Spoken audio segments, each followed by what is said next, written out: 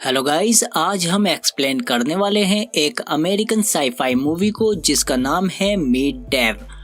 Movie की शुरुआत में हमें दिखाया जाता है कि एक चमकती बॉल पृथ्वी की तरफ आ रही है, पर आने से पहले वो एक सैटेलाइट से टकराकर डाइवर्ट हो जाती है और अपनी एग्जैक्ट लोकेशन के बजाय जोश नाम के बच्चे के घर में रखे एक फिश बॉल में गिर जाती है और उसका सारा पानी एब्जॉर्ब कर लेती है। जोश काफी हैरान हो जाता है। इसके बाद मूवी 3 महीने आगे बढ़ जाती है और हम देखते हैं कि एक और ऑब्जेक्ट पृथ्वी पर स्टैच्यू ऑफ लिबर्टी के पास आकर गिरता है।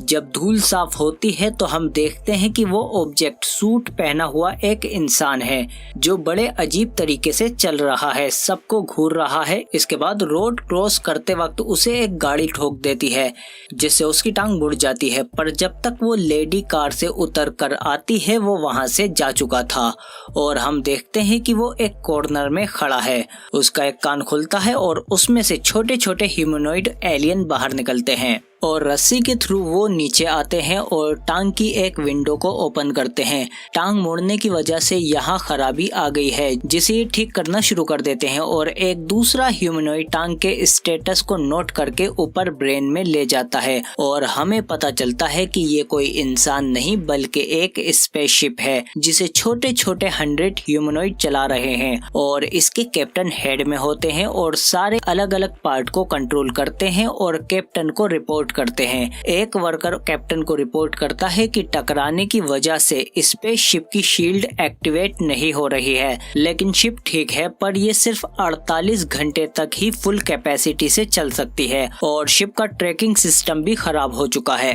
कैप्टन सारे क्रू को बुलाते हैं और तब हमें पता चलता है कि वो नील नाम के प्लेनेट से आए हैं जो ऊर्जा की कमी से जूझ रहा है और इन्होंने ही 3 महीने पहले वो बॉल लाइक डिवाइस भेजी थी जो समुद्र में गिरकर उसका सारा पानी उनके प्लेनेट नील पर ट्रांसफर करने वाली थी, पर वो समुद्र के बजाय फिश बॉल में गिर गई थी तो सिर्फ उसका ही पानी ट्रांसफर कर पाई और उसी बॉल को ढूंढने के लिए ये लोग पृथ्वी पर आए हैं ताकि ये हमारे समुद्रों का सारा पानी खींचकर अपने प्लेनेट पर ट्रांसफर कर सके ताकि उससे ये सालों तक एनर्जी पैदा कर सके।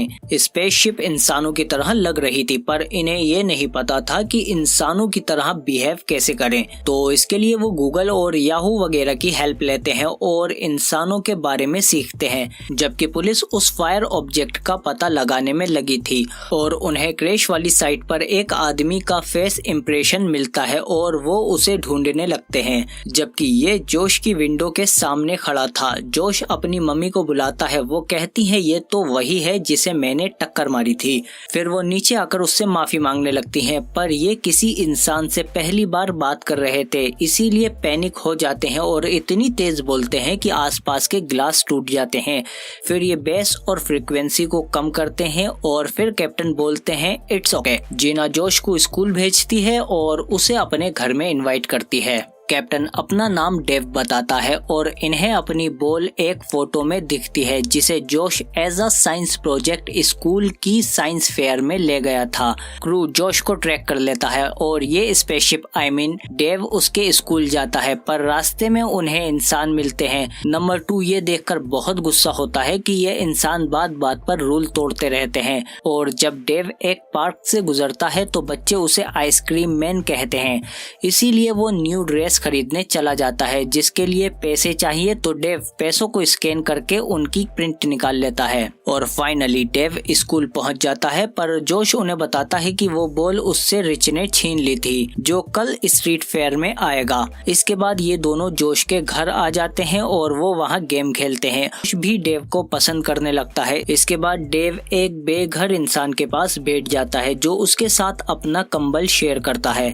डेव हैरान हो जाता है कि इंसान एक दूसरे की कितनी परवाह करते हैं और इन एलियन को रियलाइज होता है कि इंसान हमसे बहुत एडवांस है। अगले दिन डेव एक्टिवेट होता है पर सिर्फ अब 20% पावर बची है शिप की और पुलिस भी इसे ढूंढ रही है। डेव जोश के साथ बॉल ढूंढने फेयर में जाता है और वहां वो हॉट डॉग ईटिंग कंपटीशन में पार्टिसिपेट करते हैं और डेव जीत जाता है। उसे एक सॉफ्ट टॉय मिलता है जिसे वो जीना को गिफ्ट कर देता है। इसके बाद डेव देखता देखता है कि रिच जोश को परेशान कर रहा है।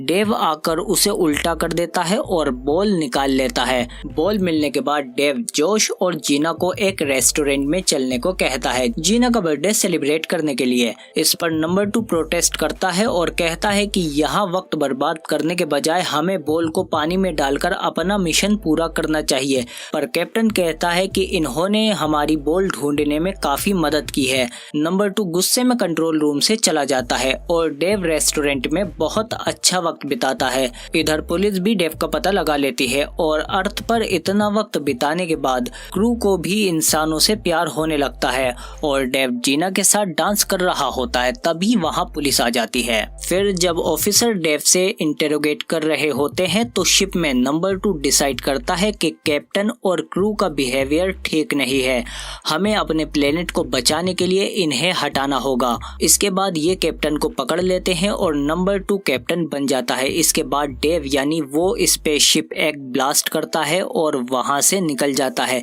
पुलिस उस पर गोलियां चलाती है पर उससे कुछ असर नहीं होता उस पर। नंबर 2 अब आउट ऑफ कंट्रोल हो चुका है। ये देखकर नंबर 17 शिप से कूद जाता है। नंबर 3 भागने की कोशिश करती है और कैप्टन को निकाल लेती है पर ये दोनों पकड़े जाते हैं और नंबर 2 इन्हें बाहर निकाल देता है। इसके बाद ये दोनों नन्हे एलियन इंसानों के पैरों तले कुचले जाने से बचते हैं, कुत्ते की सूसू में नहाने से बचते हैं। इसके बाद ये दोनों प्लास्टिक बैग से हॉट एयर बलून बनाकर शिप तक पहुंचने की कोशिश करते हैं, लेकिन प्लास्टिक बैग बस से टकराकर उसके वाइपर में अटक जाता है और उन्हें दूर फेंक देता है।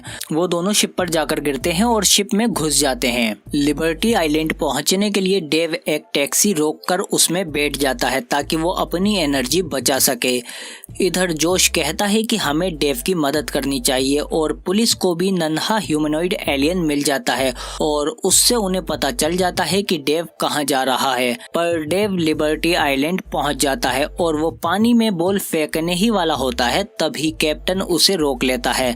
नंबर 2 क्रू से कहता है कि कैप्टन को पकड़ो, पर कैप्टन क्रू से कहते हैं कि रियल कैप्टन ने दोबारा चार्ज ले लिया है क्योंकि नंबर 2 बहुत ही घटिया इंसान है और उसकी वजह से उनकी नस्ल का नाम खराब हो रहा है। क्रू कैप्टन को अपना लीडर एक्सेप्ट कर लेता है, लेकिन बॉल डेव के हाथ से छूटकर पानी में गिर जाती है और ये पानी खींचना स्टार्ट कर देती है। कुछ ही देर में समुद्र खाली हो जाएगा। कैप्टन उसे रोकने की कोशिश करता है पर उनके पास अब सिर्फ इतनी ही एनर्जी है कि या तो वो बॉल को रोक सकते हैं या फिर अपने घर वापस जा सकते हैं। कैप्टन अर्थ को बचाने के लिए क्रू से परमिशन लेते हैं और क्रू मान जाता है और डेव अपनी पूरी एनर्जी लगाकर बॉल को रोक लेता है। बॉल को पकड़ते ही डेव की पावर डाउन हो जाती है। तभी वहां पुलिस भी आ जाती है और उस पर गन तान देती है। जोश उनका टेंसर लेकर डेव को चार्ज कर देता है। रिचार्ज होने के बाद डेव का मुंह खुलता है और उसमें से कैप्टन और नंबर 3 बाहर निकलते हैं और वो जोश और जीना को गुड बाय बोलते हैं और बताते हैं कि हम अब प्यार का मतलब समझ गए हैं और हम अपने प्लेनेट को बचाने के लिए एनर्जी सोर्स किसी और प्लेनेट पर ढूंढ लेंगे, पर अर्थ को कोई नुकसान नहीं पहुंचने देंगे। पुलिस भी नंबर 17 को वापस डेव को दे देती है। फिर डेव अपने प्लेनेट पे वापस जाने लगता है पर तभी FBI वहां आ जाती है और डेव को पकड़ लेती है।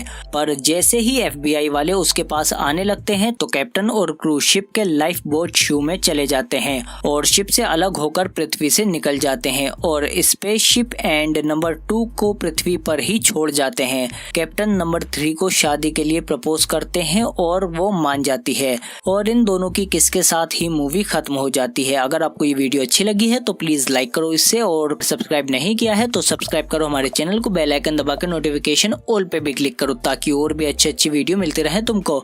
इसके अलावा एंड स्क्रीन में भी देखो कुछ वीडियो ये रही।